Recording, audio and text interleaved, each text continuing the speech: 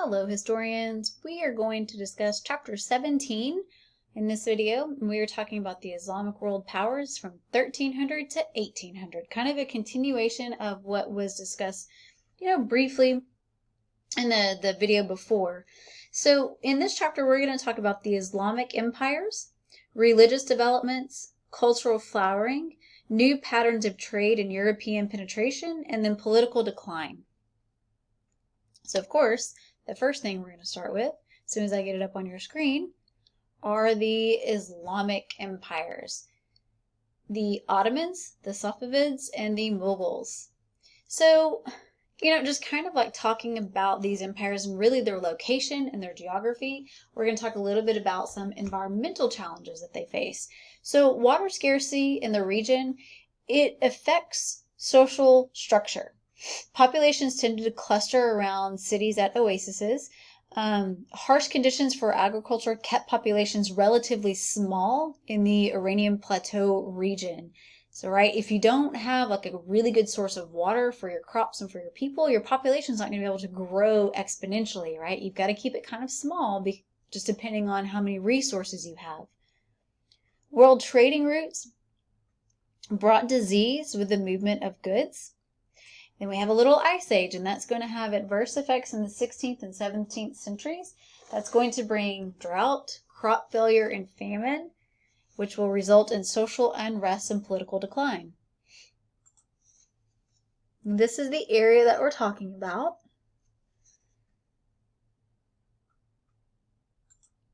So the expansion of the Ottoman Empire. So the Ottomans took their identity from the name of their leader, whose name was Osman, and they were semi-nomadic Turks who migrated westward into Anatolia. The Ottomans built their empire by conquering the Muslim populations of Anatolia and by promising the Orthodox Christian faith that they would protect the Christian population. The Ottoman victory at Kosovo devastated the Serbian population and allowed the Muslims to move up the Danube River to gain territory in Europe. The Ottomans supported their military by obtaining slave troops who were converted, outfitted with guns, and trained to work for Ottoman goals. With the conquering of Constantinople, the Ottoman sultans believed they were the successors of the Byzantine and Seljuk Turk emperors. Under the Ottomans, the Byzantine Empire ended.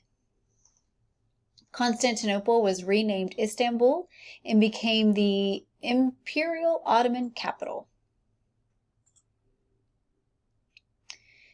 We have Sultan Mehmet II. He sponsored the building of mosques, markets, fountains, public baths, and other structure demanded by the Sultan. And under the Sultan, the population of Istanbul had decreased, so he forced populations from other subjected lands to move and inhabit the city. Suleiman I, he crushed the Hungarians at Moax in 1526, and 3 years later unsuccessfully besieged the Habsburg capital, Vienna. The empire is going to reach its widest geographical extent in the late 16th century. And although the Turks did not gain the Austrian city, they were influential in European politics. In the mid-16th century, the Ottomans failed to take control of the Persian Gulf from the Portuguese, although their hold of Yemen and the Red Sea provided an outlet for Indian Ocean trade. The Ottomans conquered the island of Cyprus and confronted the Greek population. The Pope responded with a holy league to work against the Turks. War with the Safavid Persia to the east was fueled by religious antagonism, competition to expand geographically and economically, and also rival European alliances. So here, how I love my maps. Here is the Ottoman Empire at its height in 1566. You can tell there, like the Ottoman state, right here around Constantinople, and then the Ottoman Empire under the first Suleiman. There's more. That's why he's called the first, Suleiman the First. You've got those that paid tribute and that were, allegiant to the Ottoman Empire. And then this is the Habsburg Empire that they came in contact with, Vienna that they fought with. So there you go. Kind of a big empire, right? looking at it. So let's talk about landholding, slavery, and imperial administration. So Ottoman institutions were fully formed during the 15th century, and all authority flowed from the Sultan to his public servants, which were provincial governors, military generals, heads of treasuries, the viziers. Those are like chief assistants to the caliphs. The Ottomans used slave soldiers. The soldiers are known as janissaries. They were trained to follow the Sultan. Young boys from conquered lands were taken to Turkish farms, converted, and trained to be soldiers. They were then returned to their original home villages to enforce the Sultan's demands. The ruling class was committed to the expectations of the Ottoman way. Their faith was to be Islamic. They were to be loyal to the Sultan. They were provided with landed estates for services rendered to the Sultan. So kind of like a reward system. We'll give you land and this estate in reward for following the Sultan and obeying his commands. The ruling class had access to the land for the duration of their lives, but when they die, it doesn't get passed down to the next generation. That land goes back to the Sultan. Unlike their European counterparts, Ottoman elites did not have a local base independent of the ruler. Sultans did not marry, but instead had children with concubines. A son was given a province to govern around the age of 10 under his mother's supervision. Suleiman I introduced a general code of laws prescribing penalties for routine crimes. It also sought to reform bureaucratic and financial corruption and also to help balance government budgets. The Safavid Empire, this is in Persia, and the Safavid Empire was founded on 3 important features. The first one being loyalty and military support from the Turkic tribesmen, known as I'm not going to pronounce this right probably, the Qizilbash, the skills of urban bureaucrats, and the strength of the Shiite faith. The Safavid power rose to its greatest strength under Shah Abbas, who adopted the Ottoman practice of slave soldiers. While the Ottoman slave soldiers were usually Serbians, the Safavid slave soldiers were Armenians and Georgians. Shah Abbas captured Baghdad and others in the Mesopotamia area from the Ottomans. However, conflicts between the Ottomans and the Safavids had the Safavids at a disadvantage since they did not have as many people or as much wealth as the Ottomans. The Safavids declared the Shia faith compulsory, so that means like by law you had to practice the Shia faith, and that creating what is to be the Shiite Iran to this day, or Iran, however you want to pronounce it. So here's the Safavid Empire in purple, and the Ottoman Empire, of course, here in green.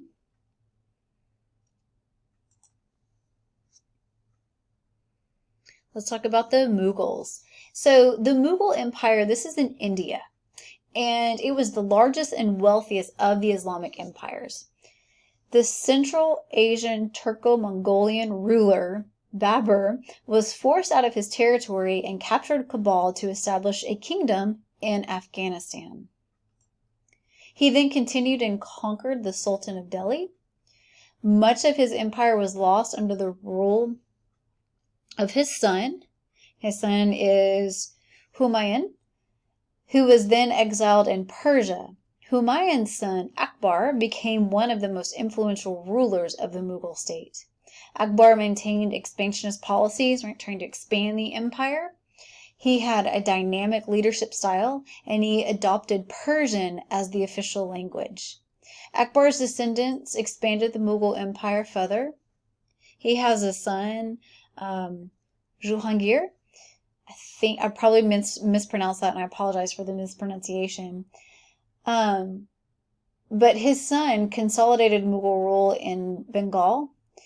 Shah Jahan, that was Jahangir's son, he resisted the Portuguese. So the Mughal Empire is going to decline due to non-Muslim discontent, which is going to lead to some major uprisings and some shifting in power. Here's a map for you, just to kind of let you know this area that we're talking about in their territory. So dark green is the territory. This is the territory in the lighter green that's added by 1539. By 1605, we have the blue, and then it expands all the way here in 1707. But you'll notice this is the parts that are lost by 1707. So it's still a pretty expansive empire, right? Okay, religious legitimacy and orthodoxy. So the rulers of all three empires drew their legitimacy from Islam. They were seen as being sent by God to establish peace and justice on earth. The ruler's followers owed him religious devotion as well as political obedience. The Islamic empires, at first characterized by religious openness, but fierce competition between the Sunni and the Shiism really deepened their distinctions. The rivalry between Ottomans and Safavids inspired efforts to define and enforce religious orthodoxy on both sides. So, the Sufism that we see, that had a strong influence on the three empires. Though the states began imposing more orthodox practice, adherence to it did persist. In India, Sufism inspired the new religion of the Sikhs, who rejected the caste system and recognized people of all religions as children of God. It should be Sikhs. I think I pronounced it Sikhs, but it's actually Sikhs. Non-Muslims under Muslim rule, so the Safavid rulers worked to convert the Armenian Christians, but the Armenian Christian church really retained its vitality. Babur acquired non-Muslim subjects with his conquest into India, where he came into contact with Hindus and Jains and Christians and Sikhs were all located. Akbar promoted Muslim-Hindu accommodations, and he even celebrated Hindu festivals. Non-Muslims were tolerated, but they couldn't hold any positions of authority, and some of Akbar's successors were less tolerant and really tried to strictly enforce Muslim laws. We do have some cultural flowering happen, and we're going to see that especially in the arts. So weaving traditions in Persia created a market for commercial carpets, like those Persian rugs that are so beautiful. Shah Abbas intended to improve his export trade and depended on carpet exportations. Factories employed thousands of weavers and produced woolen carpets and other woven products. Women and children were often employed as weavers. Their rugs commanded higher prices because their nimble fingers could tie the smallest knots. Miniature painting, that was also another art that became really important, and the miniature visuals worked well in the print industry for book illustrations. We are also going to have a lot of city and palace buildings during this time, and really can see cultural influences in design and architecture. Suleiman filled Istanbul with palaces and mosques and schools and libraries and really enhanced the city in numerous ways. Shah Abbas made his capital city of Isfahan, and the jewel that became the jewel of his empire. He had a polo field placed in the city center. He had mosques, bazaars, and palaces built around the field. The city had over 100 mosques, 48 schools, and over 200 public baths. Akbar in India was also a great builder. He built an entire city as a celebration of the birth of his son. His successor moved the capital city to Delhi, and he built a walled fortress that extended over 125 acres. In his version of the city at Delhi, he built what we've all come to know as the Taj Mahal. If you don't know what that is, shame on you. You should know this, hopefully, but go in the book, look at the pictures, read about the Taj Mahal and why it was built. It's kind of a beautiful story in some way. So here's the Taj Mahal at the top, and inside a mosque on the bottom there. Look at all the detail that goes into it. Just the painting, and it's just so beautiful. It will remind you a lot of the churches like that you've probably seen pictures of in Europe. Elaborate gardening techniques also spread throughout the Islamic world. Landscaping became an important visual to enhance the ornate buildings. Gardens evoked the thoughts of a paradise that played a major role in Islamic literature. Since gardens were seasonal views, carpets were fashioned with floral patterns to help envision a floral garden in the off-season. There's a really famous Islamic cartographer. His name is Piri Reis, and he produced a map based on Eastern and Western knowledge of geography. And in his book, The Book of Sea, it contained 129 chapters with very extensive and detailed maps. So cartographers, those are map makers, in case you don't know.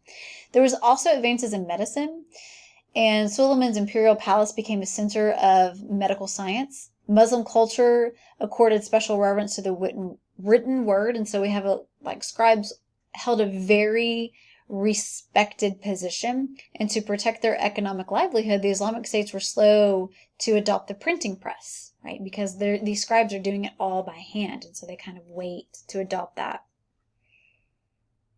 A lot of medical knowledge that Europe gets, they borrow it from the Islamic states. Just throwing that out there. That's a historical fact. If you don't believe me, read some in the book. So new patterns of trade and European penetration, that's going to happen. So the Islamic empires, they were enmeshed in emerging global trade networks. Coffee was introduced in the 15th century and quickly spread throughout the empires. Coffee houses provided a place for intellectual discussion and male sociability. Some opposed coffee, arguing that it was intoxicating, probably because of the caffeine. It is an addictive substance. Others asserted that political discussion in coffee houses could lead to sedition, talking bad about people, talking bad about the government. So, it is welcomed at first, but then also it's kind of like, ooh, this could lead to bad things, getting together and talking more. So there's a little bit wary of what could happen when you get away, from the home and you're kind of out, and it's intoxicating in the same sense, like over a couple of beers, things get said that you don't really mean. That's kind of the same way that they're looking at coffee. The Islamic powers were early to adopt gunpowder weapons to be used alongside their traditional weaponry and tactics. This set off an arms race that revolutionized global diplomatic and trade relations. There's a lot on here, I know. Bear with me, okay? So let's talk about this trade in Asia and the Islamic powers' response. So during the 17th century, the Dutch gradually replaced the Portuguese as the dominant trading power in the Indian Ocean. Over time, the British and French, they're also going to gain influence in this region. The shifting trade patterns will they don't bring any benefits to the Ottomans or the Safavids, whose merchants could be bypassed by Europeans seeking goods from India, Southeast Asia, and China. For India, European traders led to rapid increase in business. They did help a little bit with the Indian economy. Some merchants made fortunes, but that really depended on the product and what they produced at market and how it was marketed. Brokers supplied materials for production and money for the artisans' living expenses and began to contract the materials under production. The artisan worked in, it's known as a putting out type system, so creating each finished piece of merchandise. The demand for cotton cloth and food crops increased, forcing Akbar to build roads and infrastructure to assist getting rural produce to the markets. After Shah Abbas conquered Armenia, he used the Armenian merchants as royal financiers of the long-distance trade.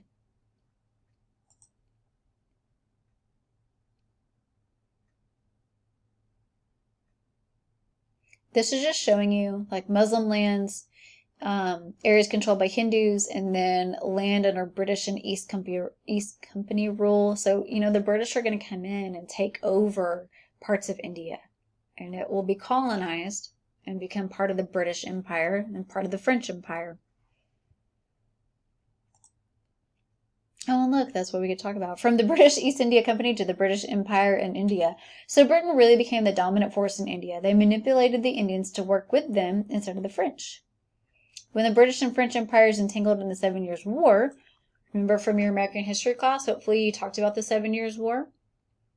And it was really a global war. This is our first real global war. We call it the French and Indian War here in the United States, but it's known as the 7 Years' War. It lasted much longer than 7 years.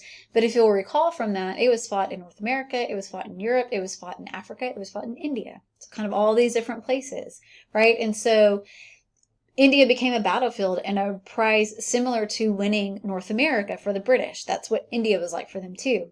The East India Company was eventually pushed out due to mistrust, and the British Parliament is going to take control. The Regulating Act of 1773 created the office of Governor General. The India Act of 1784 required that the Governor General to be chosen from outside of the East India Company. It's really important to go back and read why in your book. But we're going to see some political decline happening. So the Safavid Empire was the first of the three Muslim empires to fall. As the military forces declined due to lack of funds, foreign aggression increased. Afghan attacks came in from the east and seized the city of Isfahan, and that's where thousands of the Shah's supporters and family members were executed. The Mughal India also confronted military challenges, and militant Hindus continually caused trouble for the Mughal leaders. The Persian adventurer Nadir Shah invaded India, defeated the Mughal army, looted Delhi, massacred thousands. He's then going to withdraw to Afghanistan. However, India no longer had the strength to reorganize once he finally does leave and get out of there. The Ottoman Empire suffered from really just poor leadership after that. And after a sultan died, any son who wanted the throne had to compete with the others, like literally killing your like half brother, right? Or maybe even your brother if you were born from the same concubine. That led to the succeeding sultan, always in competition with his brothers and executing his brother. Ottoman military strength declined. Spain defeated the Ottomans, who signed a peace treaty with Austria, and that forced the Ottomans to give up their European territories. So here's the Ottoman Empire, the Safavid Empire, and the Mughal Empire, right? So it's huge expanse. I know you may not think of that as a large territory, but those of you that are from this area, this part of the world, you realize that Islam influence had a really big impact across a lot of the world. And even if they didn't have, hold there, look how far into Europe it goes. I mean, very, very far reaching. So now we're going to kind of shift, and we are going to start to really look at Europe and Africa, the other two major regions of the world that have a big, significant impact on, think about the rest of the world. We are skipping the Americas, and I am doing that intentionally. You'll notice that we skipped them a few weeks ago, but I feel like in your American history classes, you should have learned about the Americas and kind of what was going on and how we trace our ancestry back to Europe, back to Africa, back to other parts of the world. So like I said, now we're going to shift. We're going to start looking at Europe and Africa specifically, and we're going to see what's happening from 1500 to 1800, how all these kind of interconnect with each other and how this is really pushing, the interconnectedness, of the world, and how really if one thing happens in Europe, it does have a major impact on India, because Europe has its hands on India, and vice versa. What's going on in Asia is affecting Africa, and what's going on in Africa is affecting what's going on in the Americas. So really we're going to start to see all these coming into play with one another. So stick with it. You guys are doing really good so far. We're almost done with the semester.